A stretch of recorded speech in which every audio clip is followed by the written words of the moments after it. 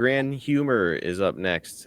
First, rather, he asked, "Hi Ted, what did you think of Hogan when you first laid eyes on him? Did you envision him becoming such a massive star?" Well, it's not that I envisioned him becoming a massive star. All I knew when I first met him, and that's where I met him. I met him in Madison Square Garden, and and it was Vince Senior who was still the boss and running the show, and he's the one that came to me and he said, "Ted, we got high hopes for this guy you're working with tonight." And I was on my way out, so that was my last match in my first run through the New York territory. Hmm. And it was with Hulk, and I put him over, and he was so thankful, and it's kind of like man, I owe you one, I owe you one. And so then I didn't see him for a while. I mean, we're talking about these are the last days of territorial wrestling. The time I'm talking about right now. New York was just part of a big territory on the East Coast. They went all the way up to Maine and as far down as Pittsburgh. I mean, south is I don't know what, and then it's as far west as Pittsburgh. So it was still a territory. Vince Jr. hadn't done we're going coast to coast. That hadn't Hmm. happened yet. And so, he again when I went back to New York. He was there. He was the guy, and he said, "I owe you one."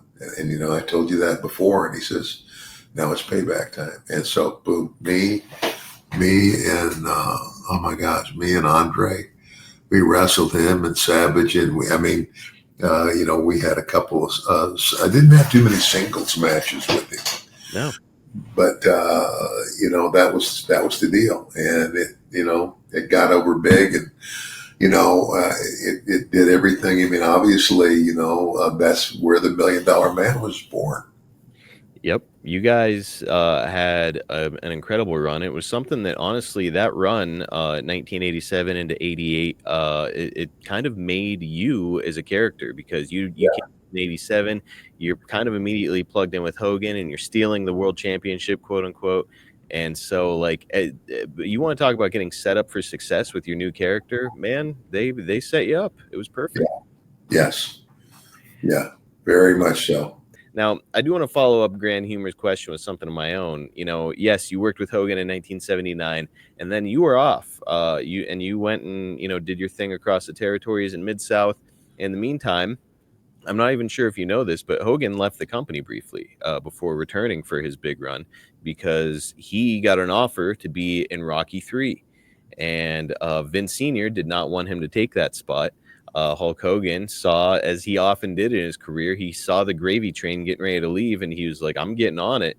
So Yeah. he was in Rocky 3, and then he got fired from the WWF as a result of it, and then they brought him back after a little run in the AWA. I say all that to say, Ted, did you see Rocky 3? And like as you're watching, are you like, I put that guy over? What's he doing there? Well, yeah, yeah. And I saw the movie. I'm trying to think of because Sylvester Stallone, there's another guy. I can't remember the movie, but Terry Funk was in it. Oh, Paradise Alley, I think. Paradise Alley. Yeah. Well, guess what? I flashed across the screen in that movie Yeah. so fast you probably never saw me. They were doing a montage, like of who he was beating, right? Yeah. Boom, ba boom, ba boom, ba boom, ba boom, and then there's one shot of me in there, yeah.